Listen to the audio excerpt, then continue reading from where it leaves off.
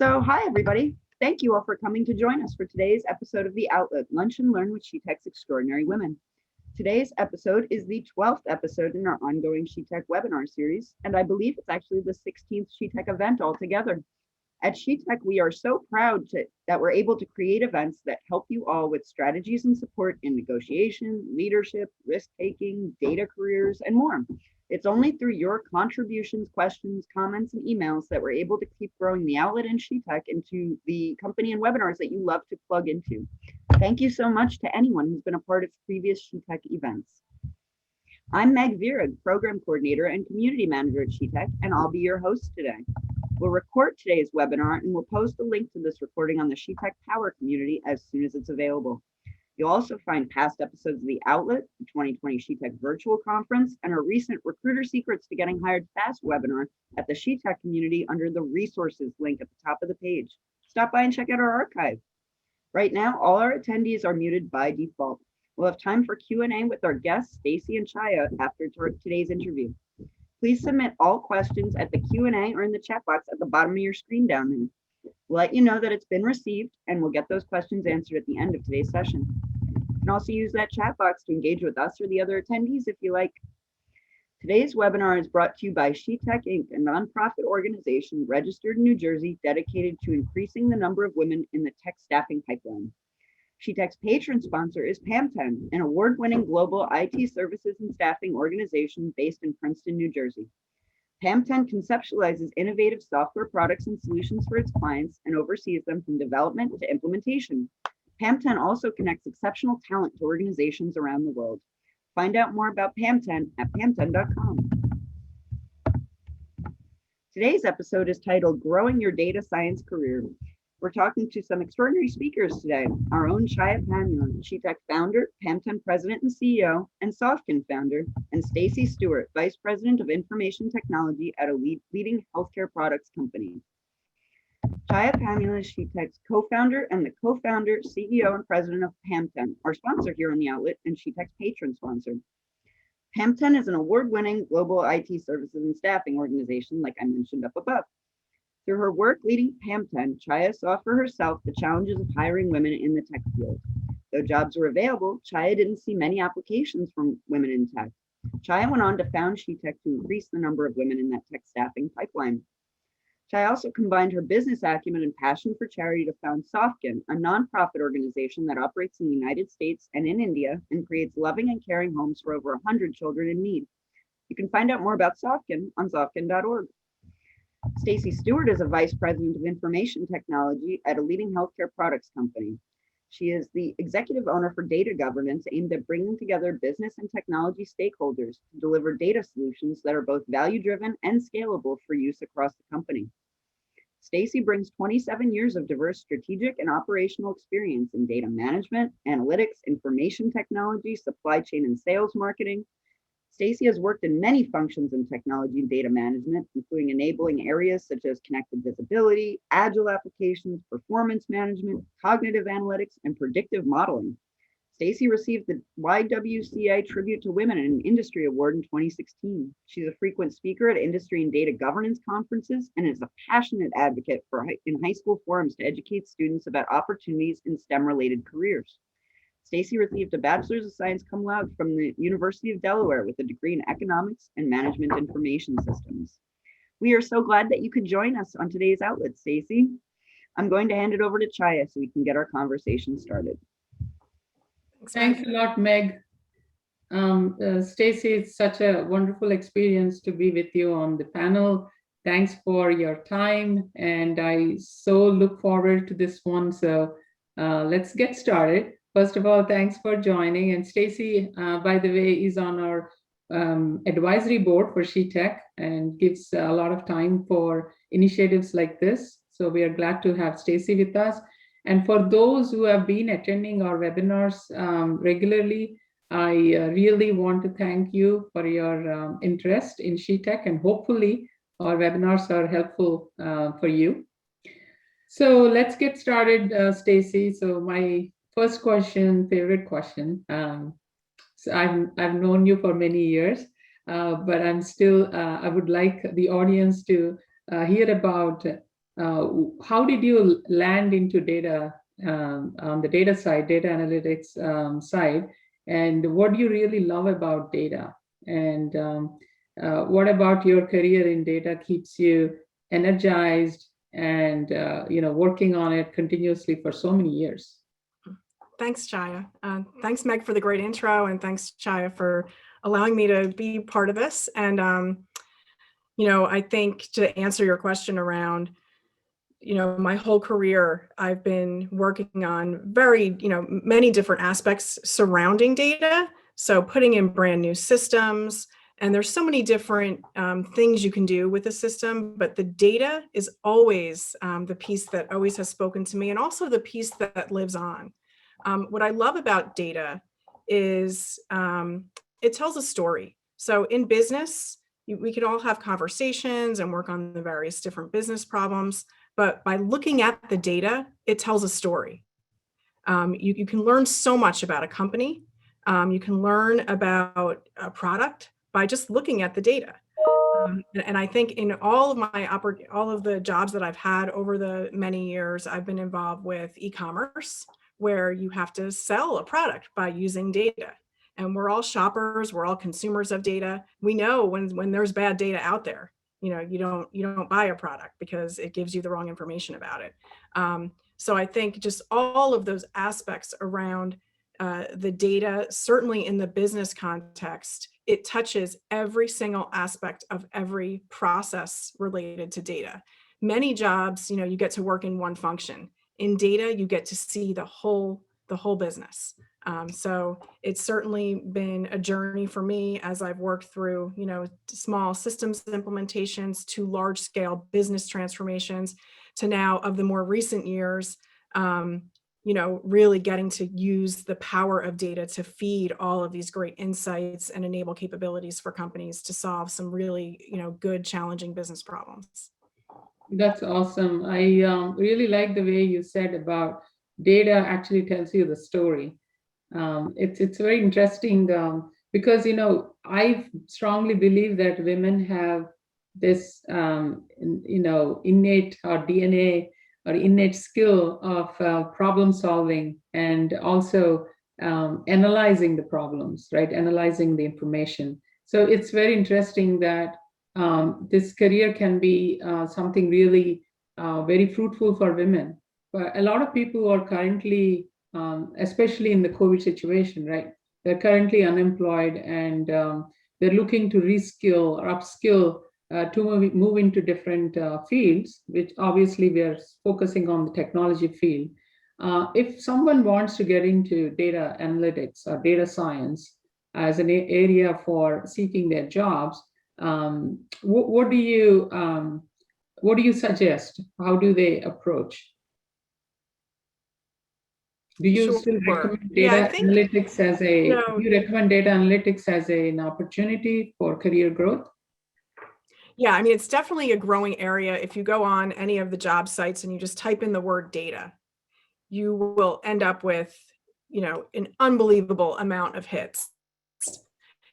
And they span from the true data scientist. So, I think I'd love to focus this conversation not necessarily on the data scientist. The data scientist is more around, you have coding skills in R and Python and advanced capabilities and technology skills and statistics. And yes, that's a job and that's a career path. And that is part of a whole ecosystem of what I would consider to be a data science project or any kind of data job.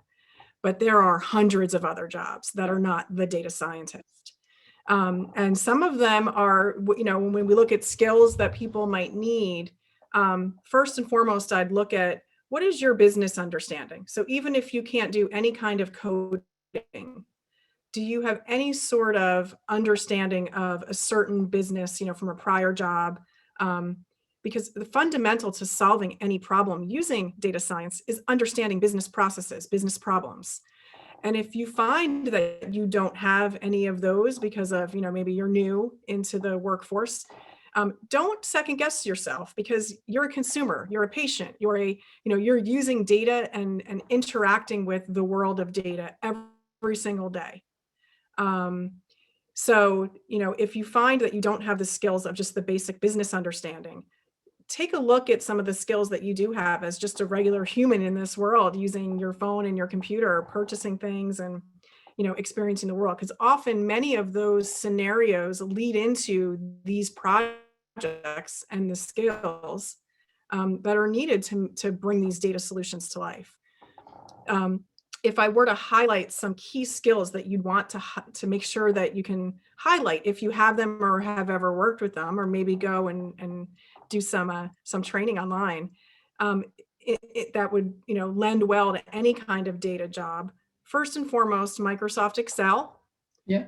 So being able to understand just kind of rows and columns and a data set. So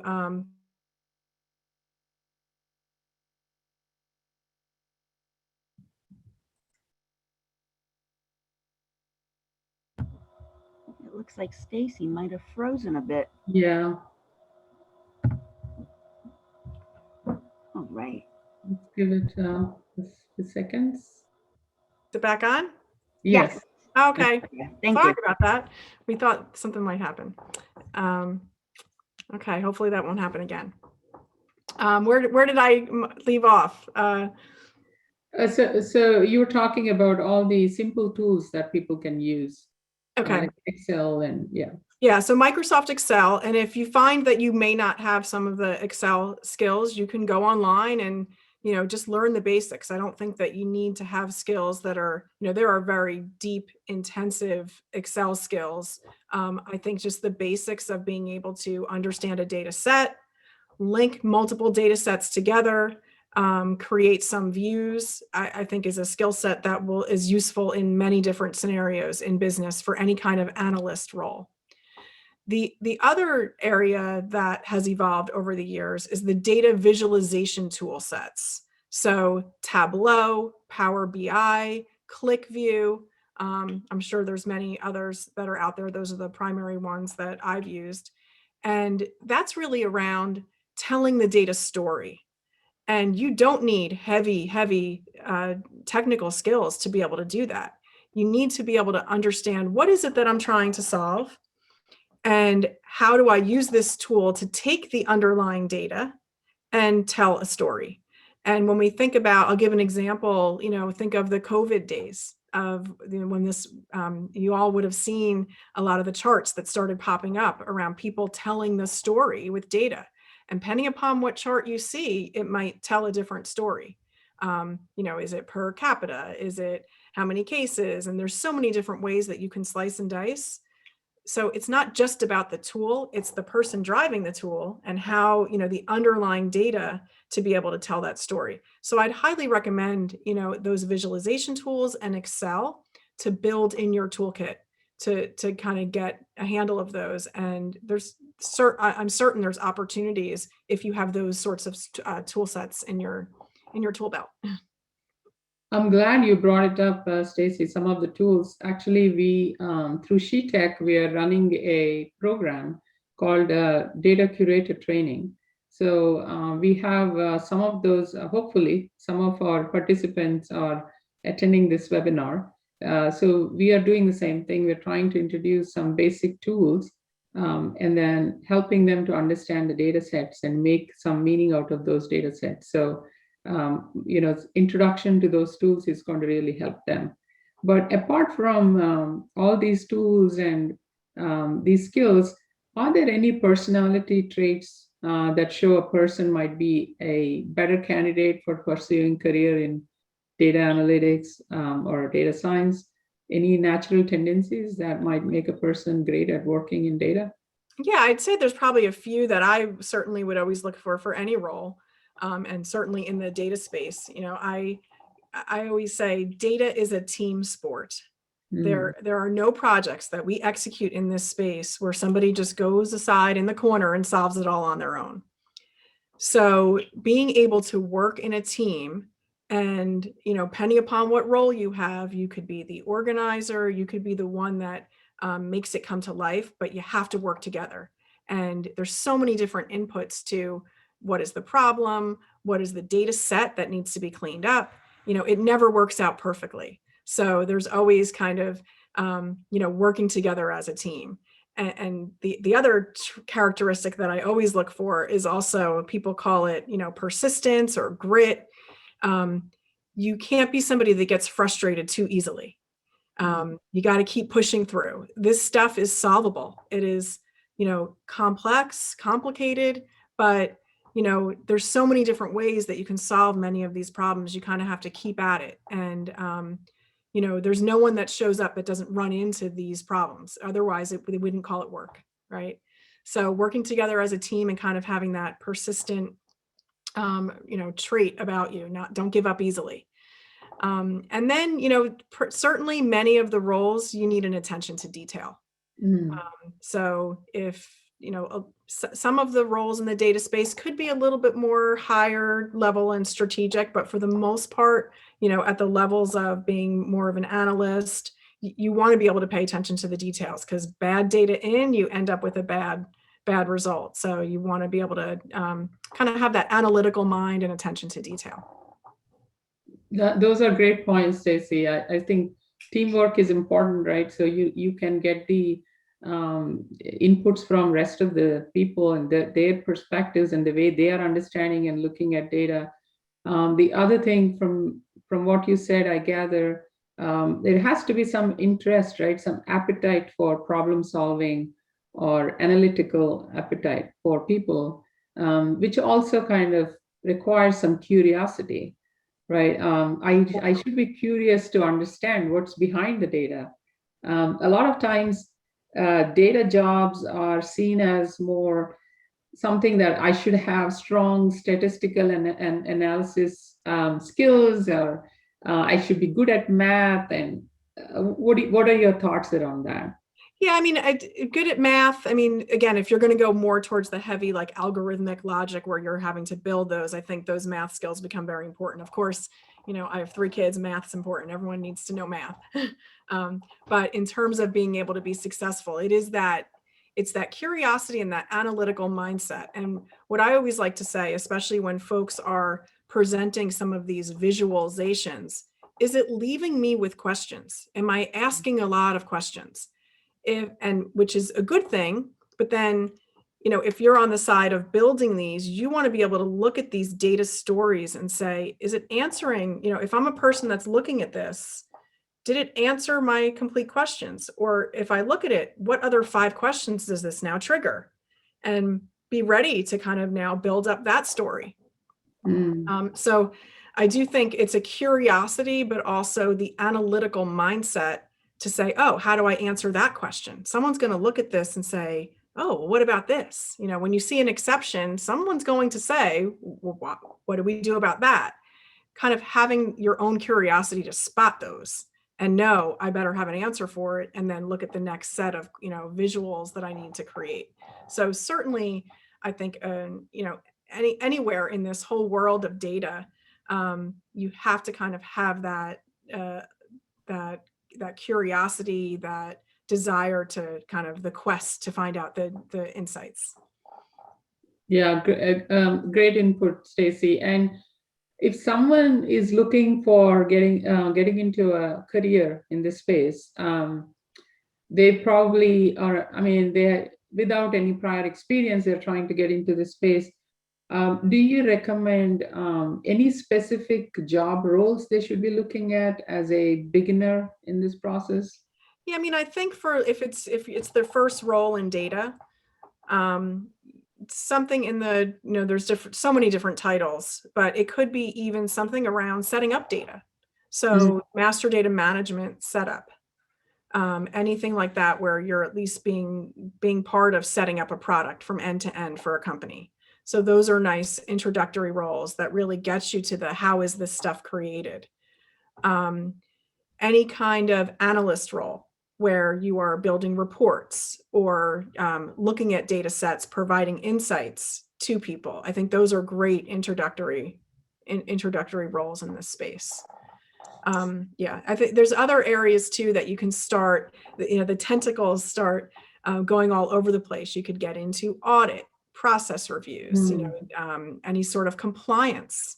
If you have a background where maybe you've worked with something where you like making sure that people are executing to a certain process, all of these data science projects kind of have to come to life. And certainly in a healthcare company, we have to follow certain protocols. So having someone kind of oversee the way people are executing could be an introductory as well before you start being the one that is the doer. Yeah, and there is also some, I don't want to call it a misconception, it's probably a need, but early on, do you expect people to have some,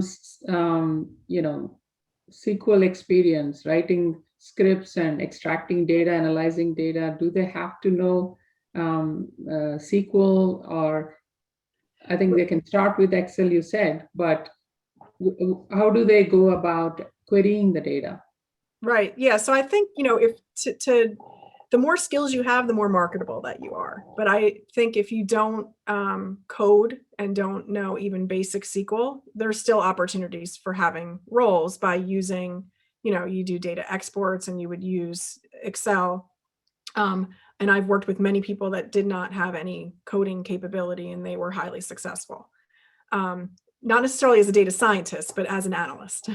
But again, the more tools that you get, the SQL should not be overly intimidating for somebody that has a little bit of a technical inclination. You can take an online course, you can look up, I'm sure there's YouTubes, many different sorts of boot camps that you can take. Hackathons are probably an interesting exposure to maybe get involved with too, where you get put on a team and you can see the different skill sets that different people have to make an idea come to life. I never want to say you don't need skills. The more skills that you have, I think you start connecting the dots with what your capabilities are and become more marketable. But I also think in talking to many students and recent graduates, I think you all, many people don't realize the skills that they do have just by, again, using your phones and what you've done on Excel.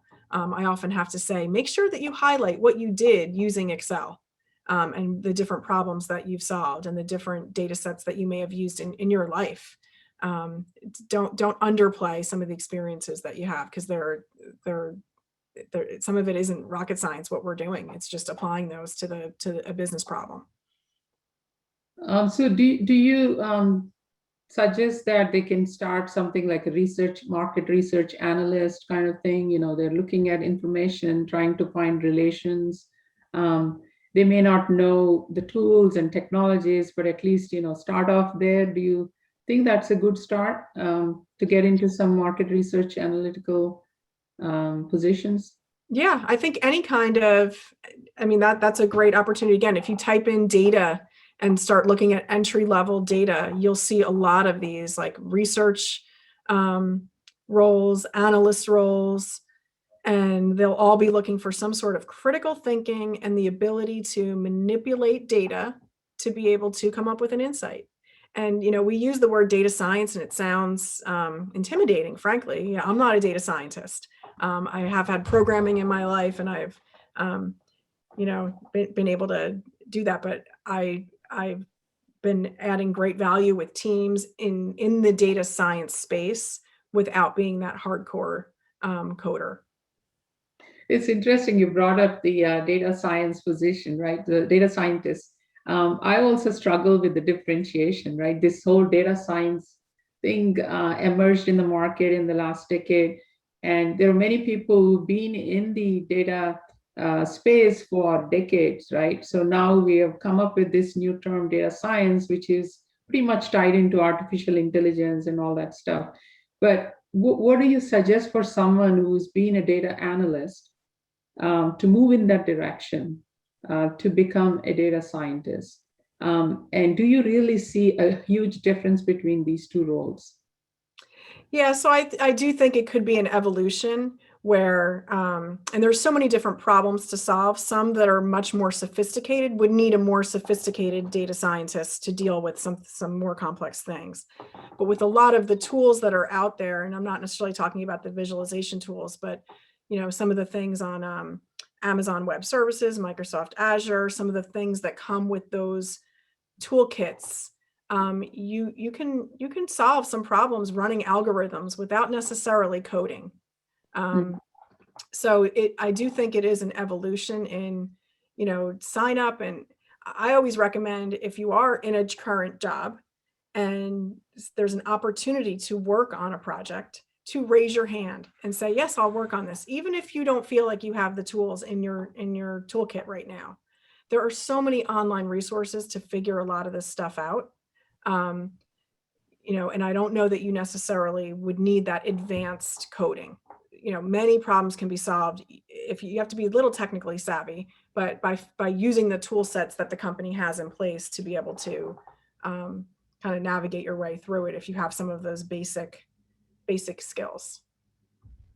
Yeah, and you brought up the company tool sets, right? Stacey, through SheTek, we are trying to find opportunities for people to find jobs in different technology areas. Coming to this data analyst kind of role, you also mentioned about entry-level positions. Do always people look for specific knowledge in specific tools before they hire people? What are the minimum things that you look for when you want to hire someone at an entry level?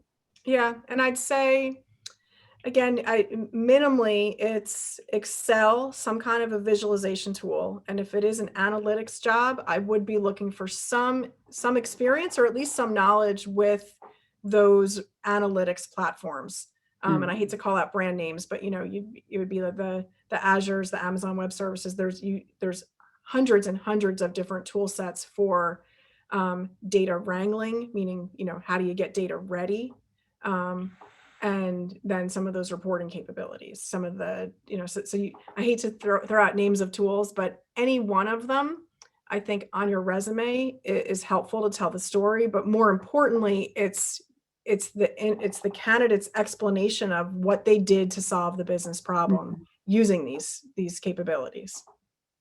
That's a great point, because people, when they get trained on these tool sets, they also have to do a lot of homework, right? You really need to get a good hands-on these fundamental, the basic tools at least, to be able to get through the interview process and find the job.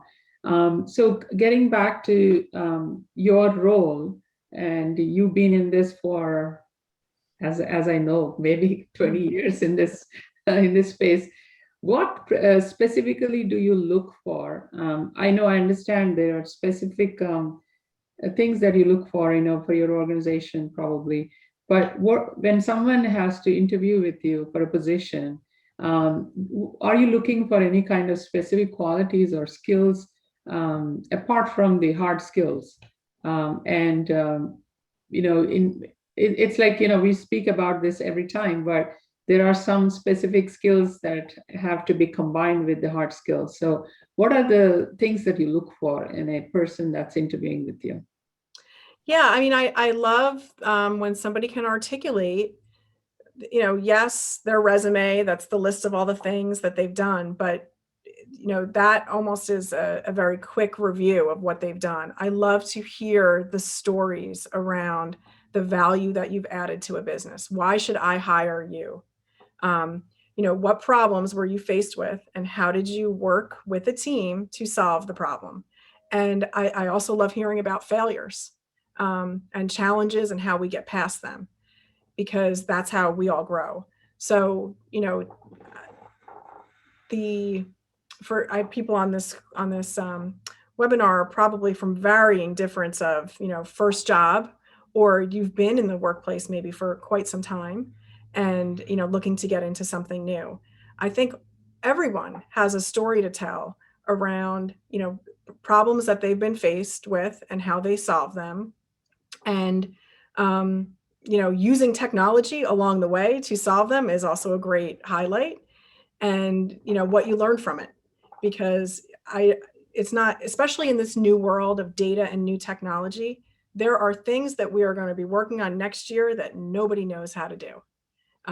So it isn't so much around that, you have all this on your resume. It's how do you learn? and being able to explain how you can keep learning and evolving. And I just love some of those stories, and it can tell a lot about a person, because there's so many challenges and obstacles that get thrown at us every day. I love when somebody has the spirit to say, how do we solve this? And that's what makes it fun to work together as a team and be able to provide value ultimately to the customers that we serve.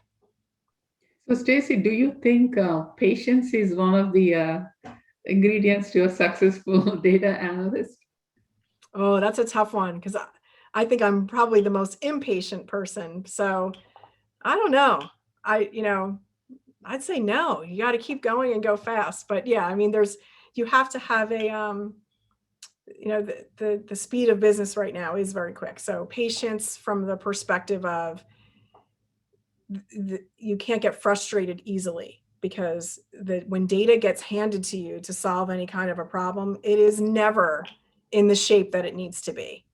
And it can be paralyzing sometimes to say, what do I do next? Who do I talk to? And that's what I think makes these jobs fun, is because you get to now reach out to various people in the business, whether or not they're in IT or coming from the business, and ask and work about improving. Oftentimes, I find that when we're fixing the data because of some reporting need, you end up finding problems with the data, and you solve some further, downstream issue that really can make a big difference in creating some improvement to the business if you found some kind of a data problem. Yeah, that's very true. Patience, and also in my career, when I was in that space, you are given large sets of data, right? So sometimes when you're trying to find the root cause to a problem, you're looking through large sets of data, right? So that also probably requires some kind of organizational skills. Do you agree with that? Yeah, definitely. Again, that attention to detail and organization, being able to, it's so big, and you have to prioritize what you solve, and you have to be able to figure out, what's important to first to get right versus the minutia. And that does come with time, and it also comes with understanding the business problem you're solving and the underlying data. So again, no coding involved, but understanding what is it that I'm looking at, and what are the important pieces. So definitely attention to detail, organizational skills, and then even the follow-up.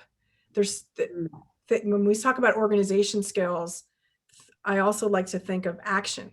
So yeah, I have it all organized. I can see all my problems, but how am I going to now, list out the 20 things, who needs to talk to who to then solve and drive some of those actions. That's so valuable. You don't necessarily need to be the one that answers and knows the answer to everything, but to be able to find the people to connect together is a huge skill set that's needed on many of these projects. It's one great point you touched on about understanding the business problem, right? So you mentioned that. So I also was advised in my career that when you're trying to solve a problem, right, you look at what's the end result you want to get. And especially when it is concerned with data, right, you look at the end result and what is that you need. And you work backwards to determine what are the pieces of data that's going to help you to achieve that. And do you agree to that approach, or do you suggest different approaches too? Yeah, absolutely. And a key mantra we always have is rules before tools, that we should never be, looking at the shiny tool, trying to go code and solve something until we really understand what is the problem that we're solving. And, they say that keep asking why. Well, this is a problem. Well, why? Because this happens. Why? Because this problem. Some of like Lean Six Sigma concepts are there. And just even being able to have a really good problem statement is half the battle. There's also the thinking of, you've got to look at the customer.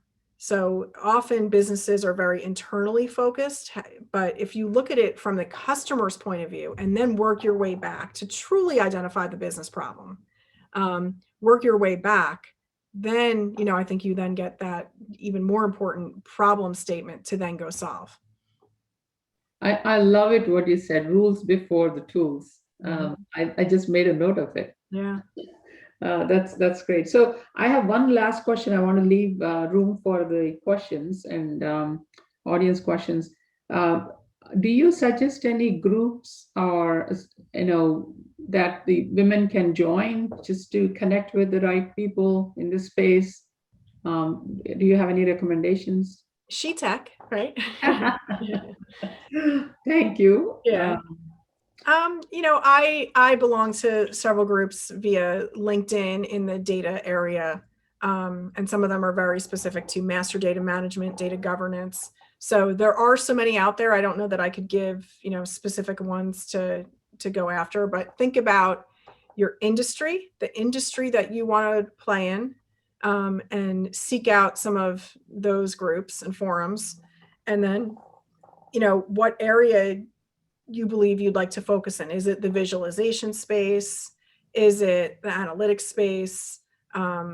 Is it the deeper data science and those sorts of problems? And then I think you would find some definite groups that are honing in around problem statements, as well as some of those hackathon opportunities. I think those are really invaluable to see what other people are doing. And how they're going about solving some of these problems. If no one's ever participated in one, see if you can sign up for one. And sometimes they'll put you on a team, or you form your own team if you have a group of people that have different skill sets. And worst case, you ruin an afternoon, and you really couldn't get value out of it. But for the most part, the people that I've spoken to that have participated, even if their team wasn't able to come up with something too innovative, just seeing what the other teams do really is helpful. Yeah, they always, I have heard that data, the way I see data is really something that connects, it's like a nervous system in your body, right? So it is very important for the organizations to run, because it helps you with decision making, and not only just problem solving, but also for decision making. So we see a lot of efforts that go in big organizations, corporates, specifically around data. And we didn't touch upon this point on data governance, which is really critical, right? And I know, Stacey, you played a major role in data governance in your previous organizations, and also I'm sure in the current organization. So can you just touch upon data governance and kind of speak about it a little bit so people get an understanding of what it means? Sure. And it is such a broad topic, so I'll try to synthesize it into kind of the way I like to look at it. But it's the management of all the data in the ecosystem around people, process tools, I like to say operating models, standards, tools. So it's the whole kind of, it's not just about the tool, and it's not just about the people. It's about kind of that lifeblood of a living thing. Data isn't a project that you do once and then you're done. So data governance is around, how do I set up, maintain, change? It's a living thing that flows through your ecosystem. And then how do I transform it to be used across the company, internal and external, to enable many different things. It's not just about that, data analytics project.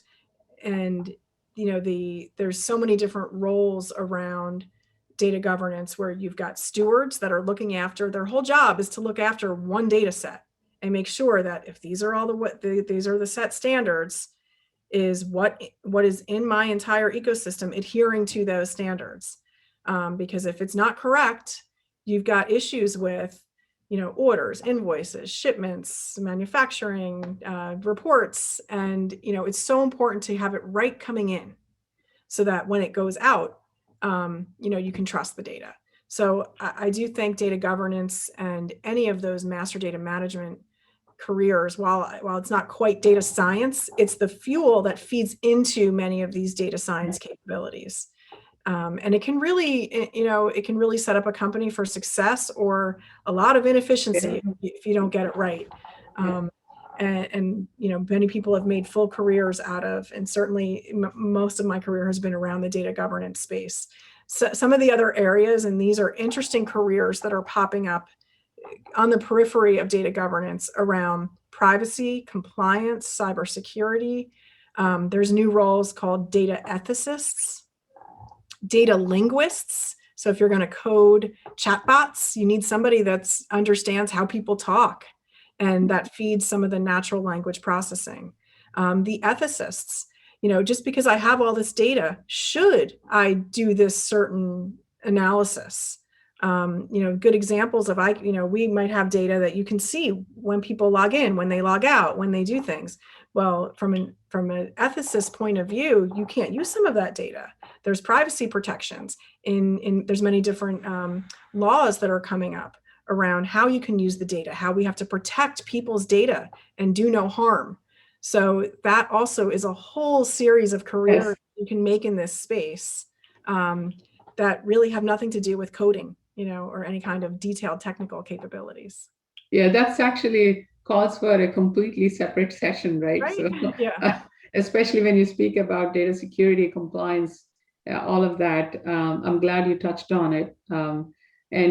Thanks a lot. And I can really say that there is a broad spectrum of opportunities in this space. And it's really about people learning, understanding the space, and then finding opportunities and getting ready for those. Thanks, Stacey. I want to leave some time for the questions. So let's see, Meg, you want to get back on and see if we have any questions? Sure thing. We do have a few questions. Our audience has been really great with some really good ones for us. First up, do you have any book recommendations for beginners with data science? There was one I just read, Digitize or Die. Whoa, I like the title. I also like Infonomics. I actually probably have it on my desk here.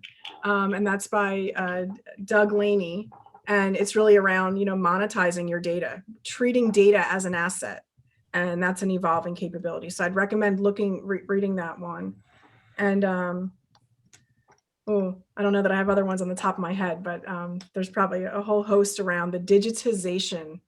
Certainly, there's so many things in a company where we're still dealing with, we call it unstructured data, documents, not people haven't turned them into actual digital files or digital translations. And think about the brand new companies that are not even new anymore, but Uber, Airbnb, all of these companies, they have no assets. It's the data. They've digitized the entire, product. So I do think it kind of does a little bit of a mind shift when you read some of these digitization books to see how our world is changing. And, I'm on probably the nearer towards the end of my career. I hate to say that, but, I'm not right out of college. But I get jealous when I see the life that my children will have, coming out of college soon, where this whole digital world will look very different. Self-driving cars, that kind of a thing. Yeah, and also the current situation is forcing even small businesses to digitize their businesses, right? Mm-hmm. So it's almost impossible not to have a digital footprint for any business. Definitely. All right. So another question from one of our viewers, this is actually from one of our attendees in the Data Curator Bootcamp. So they're especially focused on getting a job in data science. They asked maybe what are some common interview questions that you might ask? I know that we were talking before about like how you've solved a problem and if you use technology in that, but is there anything else that you might want to add to that? Yeah, I think I would love to ask, what if I was getting into the details on a certain area with somebody, I would love to hear. It's not just about executing the problem. How did they think about how to think about it? So to really get into the guts of a certain project that they had or an experience they had and explain their thought process and their different options that they explored and why they chose one over the other. Because it really, I think, gives a glimpse into someone's thought process, because every brand new situation is new. So for me as an interviewer, I want to see how the person will critically think about it, not necessarily how they've solved problems in the past, with great success. Great answer. Yeah. Somebody else asked, one of our SheTek Power Team members asked, I heard you mention that you have 3 children. Do you find that the data science career allows for you to manage your work-life balance in a way that you might not have been able to in another field? Yeah, I mean, I've always worked, and my kids are 21, 19, 17. So I'm on the other end of it where I look back and I say, boy, how did I do that? But certainly anything in this technology field has allowed me to, work in a, even now virtually, we're all, you can work across teams in a virtual way without missing a beat. And yeah, I mean, it's been, I don't know that this career versus any other one in IT focused on data is so different. But I've been able to manage it I've done a lot of travel too. So it's not easy. And, I think it's an intense job, unlike no other, but you need to find the right, support system and balance. What I like about data is you can, a lot of work that's individual work, you can kind of do on your own at any hour of the day and work through data sets. You don't necessarily, there is a lot of work where you are independently, certainly on the early roles, you're independently solving things, and you can do that at any time of the day. You can look at, I've been known to look at some spreadsheets on my phone watching a baseball game. So Actually, that's something I want to add on to, since I've known Stacey, Stacey is always a top performer. At the same time, she would probably the best person to reach out to if you want any advice on work-life balance, because I have seen Stacey making decisions, prioritizing things, juggling different things in her life, and still being a successful leader. I definitely say that she will have a lot of advice for people who are looking for that kind of, looking for advice in work-life balance. I have seen you, Stacey, doing that and juggling your priorities. Sometimes you have to take a back seat and then take, the other things take priority. And not only in data, Stacey, you manage so many different projects. You led projects. You were in the leadership role. Right now, you have a higher job responsibility. But it's really interesting to understand your journey. Maybe another time, but the way you prioritize things in your life and you managed your work-life balance is something I would say people should talk to you about. Oh, thank you. I appreciate that. And again, maybe going back to the data is a team sport, and Yeah. that, I always look to serve my role in whatever I'm serving, but also we all have our role as part of a team. So when you work with a great team, there's so much that you can accomplish. So, but maybe the family follows the same thing. We kind of all, the whole work-life balance. I've been fortunate to have a husband that could help do things, and we've, hindsight, you look back and you say, boy, how did I do that? But we managed to make it work through teamwork. Yeah, very true. And we've got one last question here. Another one of our data bootcamp attendees has asked that they are looking for opportunities that are fully remote. How likely is it that a career in data would offer this attribute? I think very likely, right? Depending upon the roles, but again, I think with what this last year has taught us all, that we can all work together as a team and meet. And again, a lot of data work, you've got so many different roles involved with different projects, and often they're all sitting in different locations anyway. So even if you were to go into an office, you're on a call with people sitting in all areas of the world, because there's so many skill sets that make some of these data challenges come to life. And in data, even more so, I think, because rarely is data just in one functional area. So you're working with stuff from a manufacturing plant that's here, or from a sales office that's here. So you're working with so many people across different areas that, someone's got to be remote to be able to enable that discussion. All right. Well, thank you guys so much. And thank you all for participating with us in the Q&A box. I'm just going to pop my share back up here. Thank you all for sending in such great questions for us. Share. Here we go. Lost my script. All right. So thank you, ladies, so much for sharing these great visions, these inputs, these methodologies with us here at SheTek. Thank you so much for taking the time. I'd really like to take a moment to invite everyone that's here with us today to join us in the SheTek Power community. You'll find us over at shetek.net.